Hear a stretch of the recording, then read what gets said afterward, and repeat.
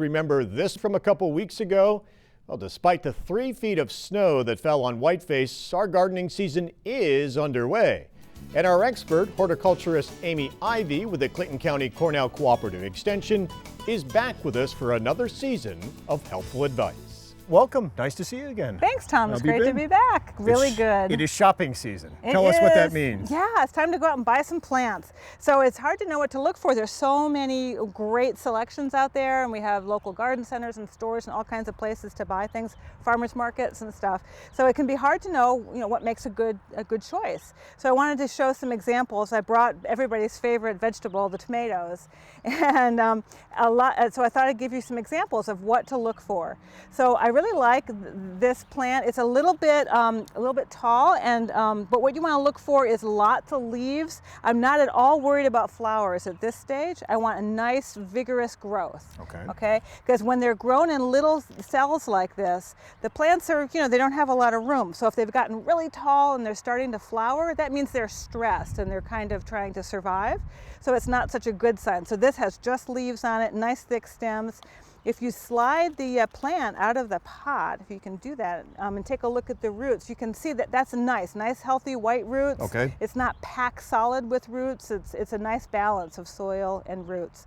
So these would make a really nice choice if you wanted a lot of this one variety. There are 6 plants in this 6-pack, so you're going to have 6 of this particular Beefmaster tomato, which may be a lot for the average home gardener. I tend to grow one variety of several different types. So I have, some big ones, some small ones, and things like that. So another option is to look for individual plants. Okay. And this one has been potted up into a much bigger container, which gives you a little bit of a head start. And this is obviously much bigger. Yes, overall. And you can see this one is just starting to flower up here, but it looks healthy and vigorous. It doesn't look stressed like it's been sitting around the lot for too long, and I bet you if I slid this out, the roots, see, look how perfect that's a beautiful balance of roots and soil in there.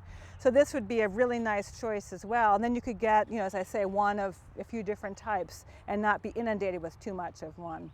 Once you plant this one thing I did want to point out on this one, because it's such a great example, we often talk about taking the suckers off of tomatoes.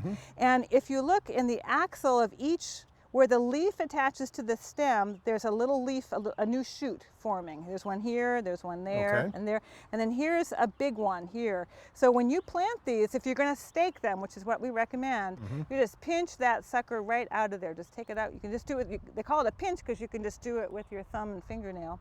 So that's a really great looking tomato transplant if you're in the market for that. And now is the time to be planting tomato plants. We're past Memorial Day into early June, and hopefully it's safe. I hope so. Hopefully the snows are behind us, and it's safe enough to plant your tomato plants. Yeah, I would say pretty much anywhere in northern New York after the 1st of June you'll be okay in terms of cold temperatures. Now hail will be another story. Which has been the story, the past few weeks. A lot of people getting hail, and I guess there isn't much you can do about that. No, it's hard to protect your plants from that. So go ahead and give it your best shot.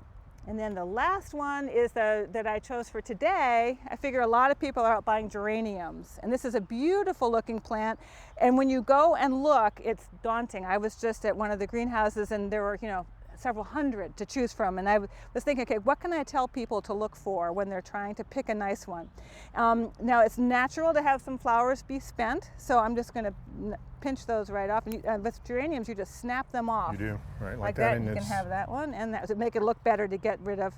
With annuals like this, the more you pinched off the faded flowers, the more they'll flower. So that shouldn't discourage you from buying that. If the rest of the plant looks healthy and you have some good flowers, then just pinch these right off. Exactly.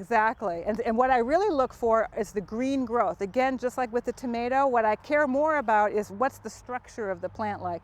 And if you look down in here, you'll see see those side shoots coming in. There's lots happening down in there and lots of vigor. You can always take off the lower leaves. It's natural for the lower leaves to turn brown like that. That's no big deal at all because these are also healthy. So this would be a beautiful plant to also choose for your garden. Very good.